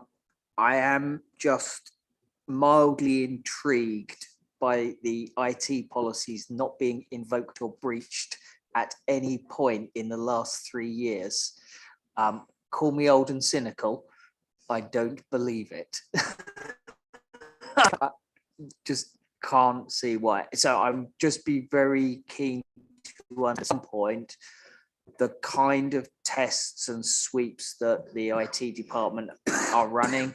Having seen them done elsewhere, you always catch somebody because nobody's perfect. So thank you. Thank you. Yes, I mean, I believe on that point, we send out, for example, test emails to staff and councillors to see if they respond to these wonderful offers that might turn up and what have you. And I believe occasionally people have been caught out on those. So I think you're quite right. Technically, that would therefore count as a breach of the policy. But that is fine. We've got this. So thank you very much. And thank you very much, Councillor Smith, for raising those points ahead of the meeting to give us a chance to ensure that they were all taken care of. So can I ask us on 7.1, the actions are required in 2.1 and 2.2? Are we all in agreement? Agreed. Thank you very much. On to item 8, which is also Mr. Weavers. Thank you very much, Chair. This is the report on the annual review of the Members' Code of Conduct and the Council's Localism Act arrangements. This is a slightly different report this year, because as you're aware, we're going to be changing Code of Conduct with effect from the 1st of December when we adopt the LGA Members' Code of Conduct. So in effect, this is the last year of looking back at our existing code, and the report sets out the details there. Chair, I don't propose to go through them, but just draw to your attention the appendix, which sets out the number of allegations received during the past year and what has happened to those particular allegations. Appendix 2 is the new Colchester City Council, because it will be coming into effect from the 1st of December, Code of Conduct, and also at Appendix 3, you've got the new Localism Act arrangements which come into effect from the 1st of December 2022. So, Chair, happy to take any questions. Councillor Smithson. Thank you, Chair. Mr. Weavers, just want to make sure I've read the numbers correctly in Appendix. We talk about 74 allegations in the top table, but the total in the second table is only 71, not 74. Does that mean the remaining 3 are still ongoing, or have they vanished into the ether somewhere? There are a couple of complaints where there were multiple complaints against the same councillor, and that's on that council line. I can see there's some stars there, a bit confusing. And does that bottom table It as does, to why as one. another Yeah, 11 that's have correct. disappeared? Absolutely. Okay. Thank you. Councillor Harris. Thank you, Chairman. Thank you very much. Yeah, I've got a few questions. They're very small and the question I've got to ask is, the monitoring officer is involved in a very complex case with a lot of investigation, gathering, a lot of work to be done on a particular case or couple of cases. Would the monitoring officer be backed up by other people in the work that he would normally do in his day-to-day role? I'm just worried that we've got a duty of care to our officers, and if we're giving him a month's work to do, say, in a very complex and case that involves a lot of man or woman hours, would somebody backfill his role? That's, I think, a duty of care question. I've got 4 other questions if you wish me to rattle them off, or I can stop at that one and ask the next one. Right, we'll take them one at a time. Thank you, Chair, and thank you for the question, which is a very fair question. The council has a statutory duty to ensure that the monitoring officer has adequate resources to carry out his or her functions. So that is a very fair question. But to answer your question, in those sort of circumstances, if we get a really detailed and difficult complaint, what I would do is I would look to put that investigation outside of the organisation, depending on who it was, or I would ask my colleague, the corporate governance manager and deputy monitoring officer, to look at it on my behalf. But if it is something that is extremely complicated and would take up a lot of time, I would put it outside to an outside investigator, if that gives the reassurance, Chairman. Certainly does give me reassurance, and I hope you feel warm and friendly and cared for now after I've asked that question. My second question really is part of a comment, Chair, if I may, on page 136(4) of 12. It talks about making sure that bullying, etc., is a case. Now, is robust, consistent and repeated persuasion of a particular ethic or a point of view regarded as bully under the Act, or is it too woolly to describe that? Thank you for the question. So what you're looking at is looking at the new code of conduct, the LGA code of conduct, and are you looking at the box underneath paragraph 2, which talks about bullying? Yeah. So just to be clear, so the words in bold are the actual obligations that are required under the LGA code of conduct. The words in the box underneath are guidance in interpreting the requirements under the behaviours. I could give you a more detailed answer if I refer to the LGA guidance, but I haven't got to hand. I'm sorry, I can't give you that detailed answer. But what we will do is all members will receive the code of conduct and a link to the LGA guidance, which hopefully will answer your question. If it doesn't, then come back to me and I'll look at it for you, if that helps. It does help, Chair. Thank you very much indeed. Thank you. And certainly I've yet to be trained, so I'll probably ask them that again at that training. The next question is about the page 5, the support that I want to give for the integrity of the council, because it says that we should not bring as council, either councillors or officers, the council in disrepute. And I think that is something that we could all get behind. And I want to be very supportive, Chair, in saying that. My penultimate last question is a technical one, really. And I'm sure it says it in the document, but I'm particularly worried about what could happen if a complainant came to the monitoring officer with a case to be investigated, and subsequently, having gone through all the hurdles, etc., that are described in there, a case may come up of no action to be taken. And in a report, it's in the document. Now, what would happen if because it says there's no right of appeal in there, and what would happen if the further aggrieved persons, what would they be able to do to reassure themselves that it probably be investigated, even though a report was in front of them, and there was sort of a case of sour grapes going on and festering away, even though it had been done properly? And to me, it just seems that what could we do? I mean, if it had said we could appeal and the appeal would be considered by a person and shut off, for me, that would close it, but that doesn't say that. And I just wonder what would happen, that person festering away, waiting. Chairman, thank you. That's a very fair point, Councillor Harris. You're quite right. The procedure does say there is no right of appeal, and there is no right of appeal from the monitoring officer's decision on that.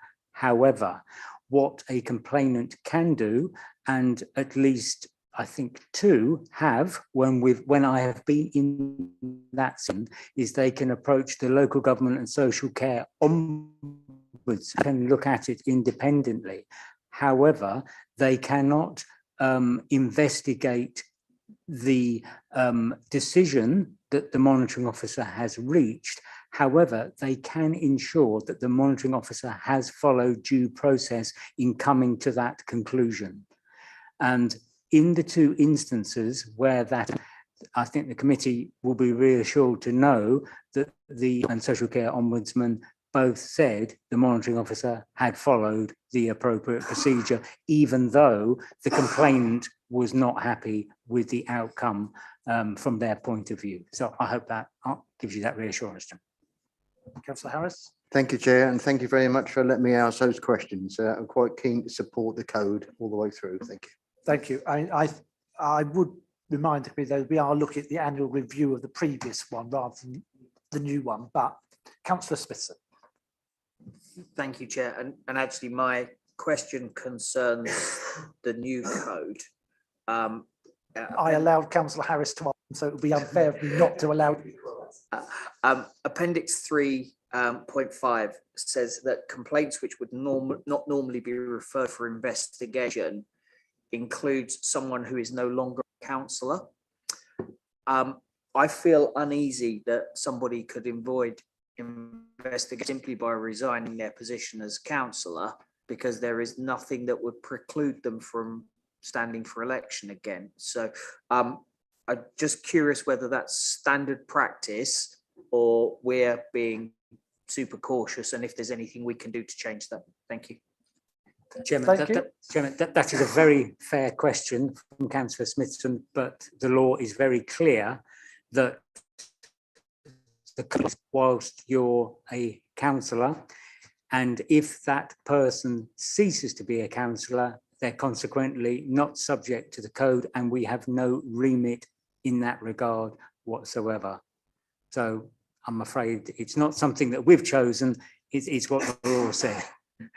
Thank you. I would have reassured Councillor Smithson, though, that should such circumstances arrive, the opposition to that particular councillor would no doubt make it very, very apparent to the electorate of that area that the reason why Councillor X was restanding was purely to get round an investigation that was pending or what have you. So it would rely on the democratic process.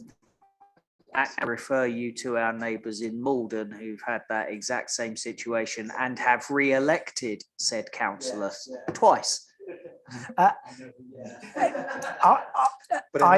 understand that, of course, is Malden.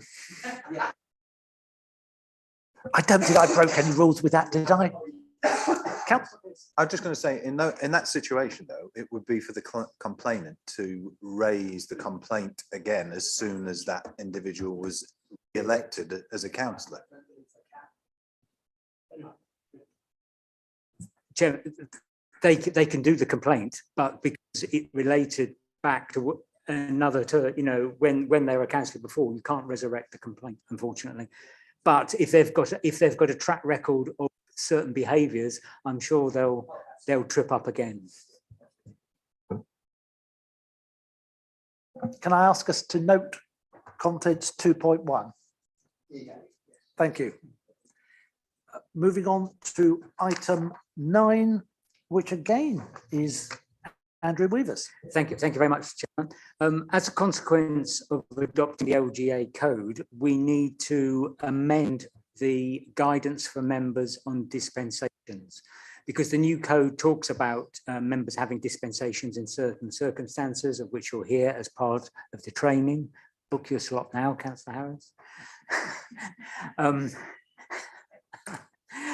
And all I've done, Chairman, is just to amend the existing guidance to refer to the new code of conduct, and so to make it compliant. So the guidance is appended to the report, Chairman, and so I would just recommend that the committee adopts the revised guidance from dispensations. I think we're all happy with that. Agreed? Agreed. Thank you very much. Moving on to the review of the local code of corporate governance, which is Hayley. Thank you, Chair. And just to give you a break from Mr. Weavers, just for a couple of minutes. So he's asked me to do this one for you. So it's because it does kind of relate to the work that I do. We have a local code of corporate governance, and it's a document that we put together as part of best practice relating to the Sit for Solace guidance that was originally issued in 2007, delivering good governance in local authorities. It's a riveting read. I suggest you have a look at it. It was updated in April 2016. And whilst I joke, it is actually quite an important document for us in terms of how we define our systems and processes and our cultures and our values that direct our organisation and through which we account to and engage with and lead our communities. And it sets out part of that transparency. So everybody who has interaction with Colchester Borough Council can see what we do to ensure that we comply with the 6 principles of governance. So the 6 principles are set out for you at 3.5, and they are focusing on the purpose of the council and the outcomes for the community. Councillors and officers working together to achieve a common purpose, promoting values for the authority and demonstrating the values of good governance, taking informed and transparent decisions, which are subject to effective scrutiny and managing risk, which is part of this committee's responsibility, developing the capacity and capability of members and officers to be effective, and engaging with local people and stakeholders to ensure robust public accountability. So the code sets out those 6 principles and then outlines the work that we have undertaken actions to comply with those principles. I won't go through each section in detail, but obviously they're all set out for you in the code. We've been through the code and reviewed the actions that were set out, and obviously we do update it to make sure that it is relevant to the work that the council does now and the interactions that we have with our members. And that review is undertaken by myself, along with the monitoring officer, along with our policy officer, and with our lead democratic officer, our democratic services manager now, as he's titled. So we look at all those actions that we undertake. There are a few changes. Fundamentally, nothing particular has changed. I'll just highlight for you the areas that we have updated. So we've talked about the delivery of the strategic plan for 2020 to 23 and the Cabinet's vision and priorities, along with the details of the recent peer challenge and the people strategy. We have an apprenticeship programme for staff, which is quite new, the creation of a central site for council data and provision of cost of living resources. Obviously, that's quite high profile at this time, supporting our community to go forward, especially into the winter. We've also got details of the newly created staff engagement group, which is called Speak Up Now. And actually it has representation across the organisation from every service area. They are a group that meet regularly to talk about issues within the organisation, to be able to raise those up to our senior management. And apart from that, there are no other changes to the code up for the review. So it's whether you have any questions. Thank you very much. I think there are some very welcome improvements there, particularly in the consultation and the involvement of all members in the organisation. And I know it's something that the Chief Executive has been very keen on promoting herself. If there are no further points, sorry, Councillor Harris. Only page 28, I'm particularly interested in section 5, that's the objective 5, where under 521 it talks about personal development plans for officers. I think underneath it should say personal development plans as a source for process for members as well. And I think that we should have in there, I think, the opportunity to have personal development plans for ourselves and develop our own skills. And I think the member development team at the moment, the committee, are looking at that. And I just think that that sentence in there would actually close the loop, not just for officers, but for members as well. I must admit, I thought we actually did have them. So yeah, it's something that we've been looking at with the member development group. And I know it's an item that my colleague Matthew Evans is taking forward along with Richard Clifford to look at how we embed those member development plans better. It is in the further work ongoing section of 5.21, so member skills development and making sure that they are embedded throughout the members. It's something that obviously we do as a member charter status, which we do every 3 years, and we have to demonstrate that we have development plans in place, which we do through the training program. So we have all of that demonstration, but the personal development plans are something that we need to work much better with group leaders to endorse and to support the completion of those. There's only so far that we can go as officers to make sure those plans are embedded, but absolutely the member development group is taking that forward. Thank you. I do remember Councillor Jackie McLean had a very effective method of ensuring members of her group produced them, something to do with a curry evening, that they weren't allowed to leave until they'd filled out their forms. But obviously that would probably fall foul of several bribery and coercion rules these days. But I just understand that was the case at one stage. But you're absolutely right, Councillor Harris, that personal development is a matter of importance, not just for staff, but also for councillors. And I think, as we've seen this evening, with the number of issues that have been raised, in areas of expertise which I certainly have got very little knowledge of, like fibre networks, there is clearly evidence that we all could do with some assistance in some areas of improving what we're doing. So I think that's a very valid point and one that we should take account of. That said, can I ask us then to agree 2.1 and 2.2? Thank you very much. The next item is back to Andrew Weavers for the review of the member officer protocol.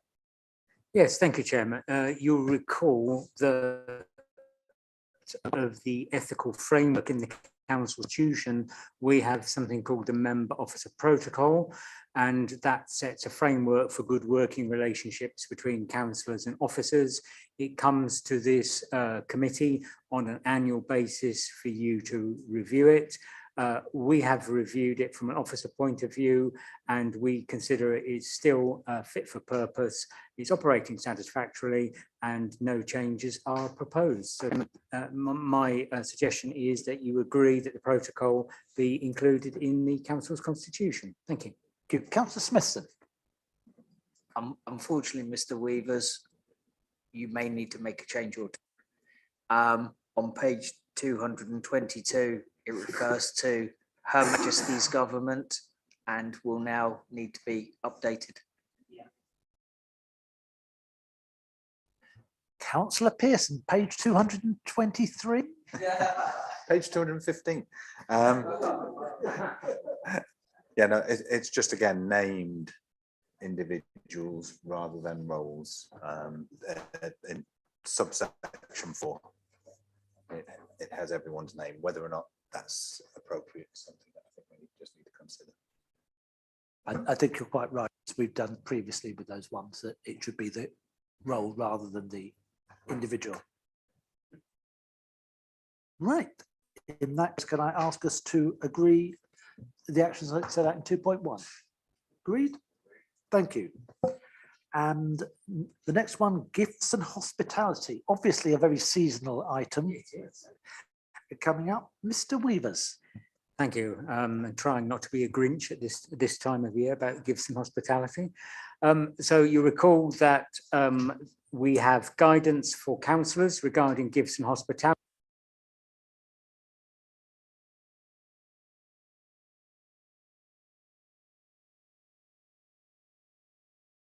So the guidance for councillors regarding gifts and hospitality, we've looked at that and made it so it's consistent with the LG Code of Conduct and what is required under that. So I won't go through the detail there. And also the employees gifts and hospitality policy, there has been no change to that. So Chair, I would just recommend that the committee considers approving both.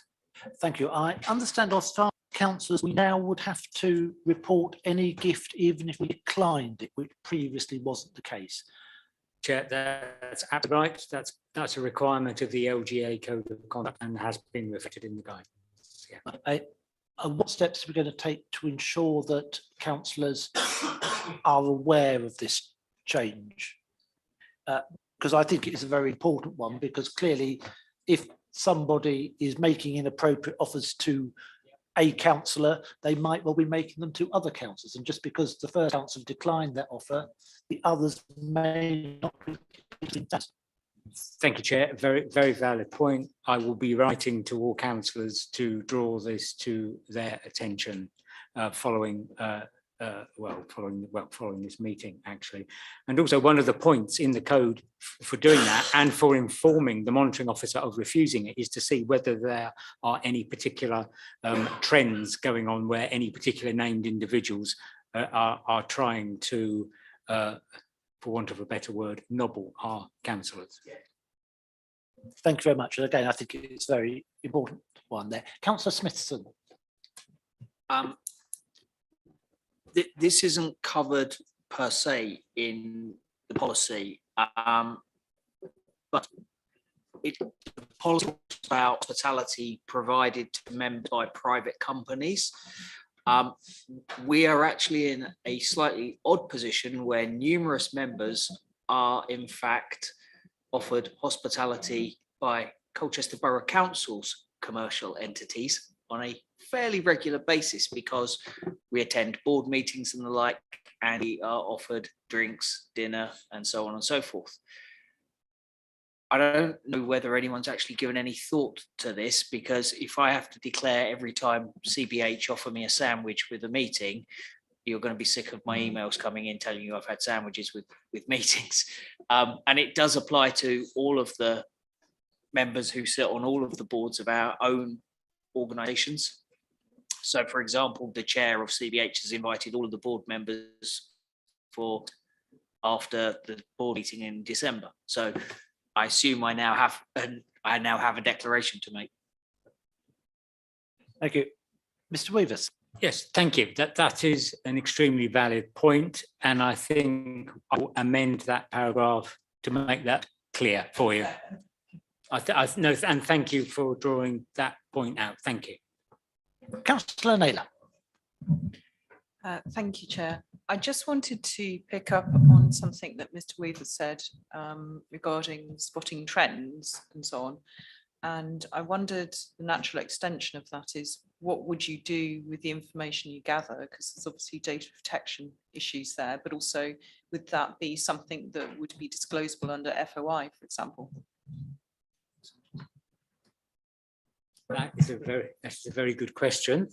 And I think my answer to that would be that we would do is, the whole point is to ensure there is transparency if members are being lobbied by any particular organisation or individuals.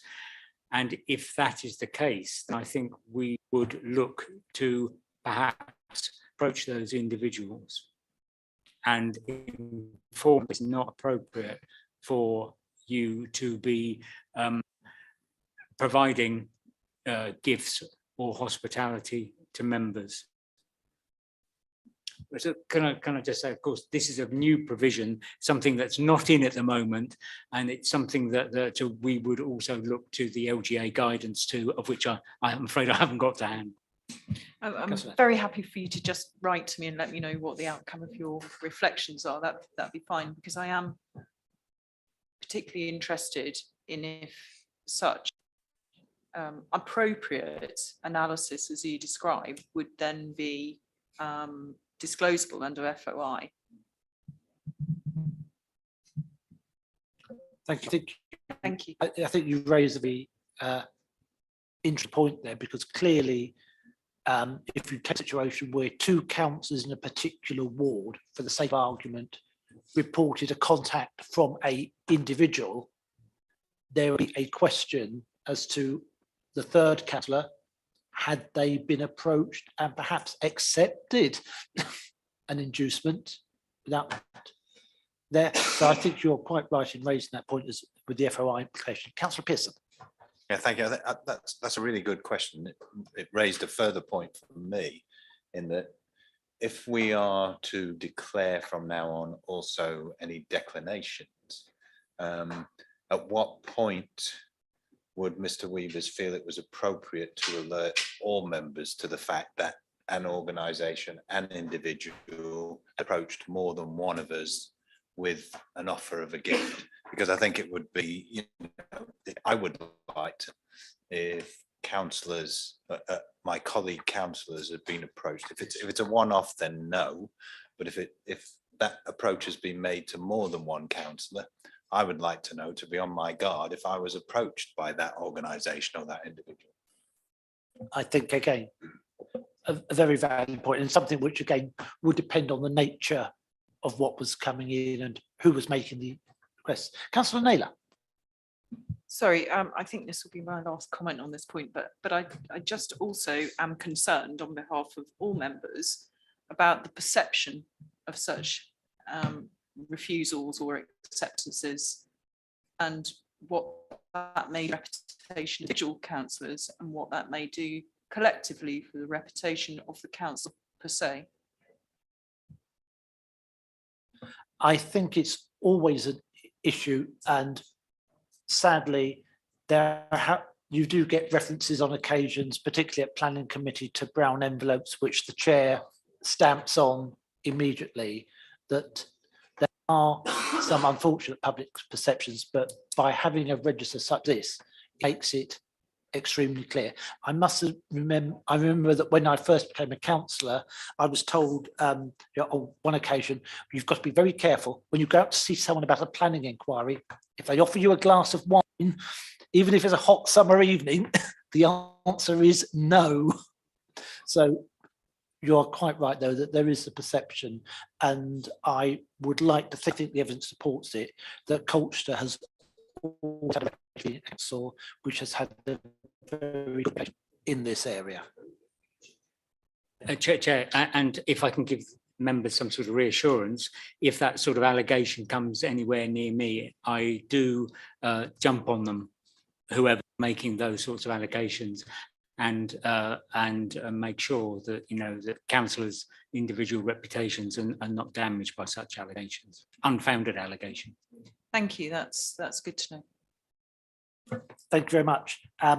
So with that, can I ask you to approve sections 2.1 and 2.2? Thank you.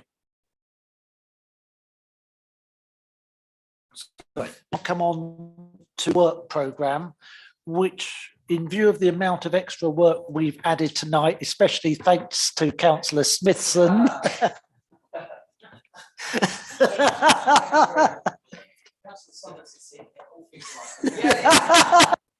I had noticed, but with a sort of self-satisfied grin, maybe. But no, right, Matthew, can you date it?